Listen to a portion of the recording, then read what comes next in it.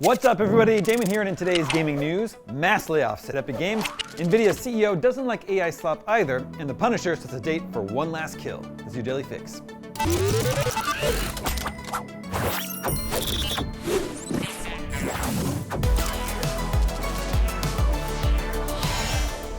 Fortnite developer Epic Games has announced it is laying off 1,000 staff due to a downturn in engagement in its evergreen battle royale. In a message to staff shared publicly this morning, Epic Games boss Tim Sweeney said the company was spending significantly more than we're making, meaning that it now needed to make major cuts to keep the company funded. The news comes just a week after the launch of Fortnite's highly anticipated new battle royale season, and 2 weeks after the company controversially raised the price of the game's lucrative V-Bucks in-game currency, prompting a huge backlash from players. Some of the challenges we're facing are industry-wide challenges, Sweeney wrote, blaming slower growth, weaker spending, and tougher cost economics. Discussing that last point in more detail, Sweeney said that current consoles were selling worse than last generation, and noted that games were increasingly competing for time against other forms of entertainment. He continued, and some of our challenges are unique to Epic. Despite Fortnite remaining one of the most successful games in the world, we've had challenges delivering consistent Fortnite magic with every season. We're only in the early stages of returning to mobile and optimizing Fortnite for the world's billions of smartphones. And being the industry's vanguard, we have taken a lot of bullets in a battle which is only in the early days of paying off for ourselves and all developers. In a separate announcement today, Epic Games said its Psyonix-made Rocket Racing mode would go offline permanently later this year after previously being mothballed.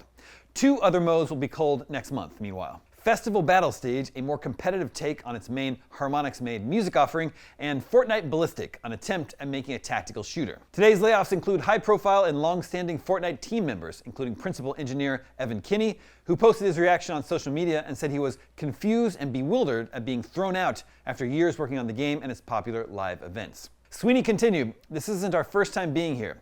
Epic survived upheavals in 1990s with the move from 2D to 3D with Unreal 1, in the 2000s building console games with Gears of War, and in 2012 moving to online gaming with Paragon and Fortnite. Each time we rebuilt our foundations and earned a renewed leadership position.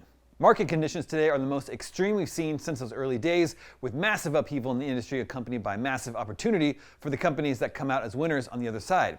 That's what we're aiming to do for our players, and we aim to bring other like-minded developers in the industry along on the journey to build an increasingly open and vibrant future of entertainment together." Epic Games last held a major round of layoffs in 2023 when it made 830 staff redundant, around 16% of its workforce at the time. Following that, the company was believed to employ a little over 4,000 people, suggesting today's mass layoffs have impacted almost a quarter of the company. Moving on, ever since Nvidia announced DLSS 5 last week, the reaction has been, well, controversial. And while Nvidia CEO Jensen Huang initially came out and said gamers were wrong for their distaste for the technology, he seems to recognize why people didn't like the trailer now. Jensen Huang went on the Lex Fridman podcast to talk about AI technology, and for a moment, the topic changed to gaming. When Fridman asked the Nvidia CEO about the controversy around DLSS 5, he said, "I think their perspective makes sense. And I can see where they're coming from because I don't like AI slop myself." He then clarified, saying, "You know, all of the AI-generated content increasingly looks similar, and they're all beautiful, so I'm empathetic towards what they're thinking." Which is a statement that doesn't make sense to me. All the AI-generated content looks more and more alike, and it's all beautiful? What? Anyway, Huang insists DLSS 5 respects the geometry and the artistry of the artist, and that it enhances but does not change the scene, except it absolutely changed Grace into a different person. Either way, DLSS 5 won't be available to the public until at least this fall, so Nvidia has time to really tune the tech. Hopefully, the final product is a little less extreme and will be able to run on graphics cards that people can actually afford.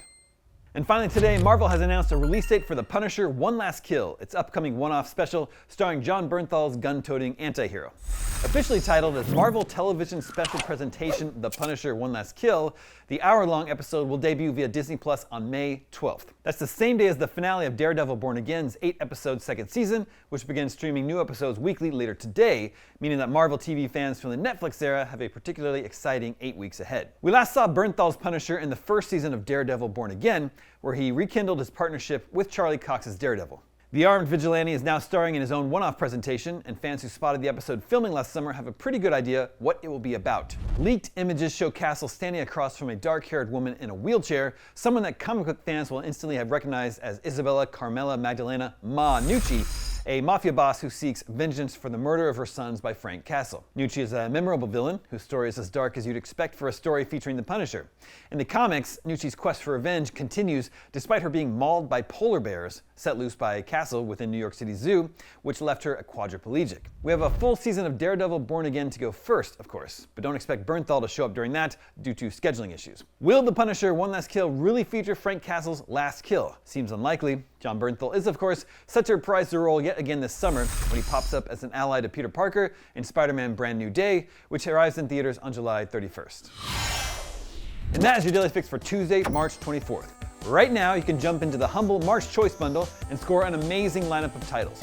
You'll get Tempest Rising, Chance of Sonar, Sworn, Etrian Odyssey 3 HD, Bread and Fred, 0 Hour, Small Land Survive the Wild, and Hard West 2. This all supports the Malala Fund, an organization working for a world where every girl can learn and lead by breaking down the barriers that hold back the more than 130 million girls out of school today. Head to humblebundle.com through April 7th to start playing now. I'm Damon Hatfield, and for all your video game news, stay tuned to IGN.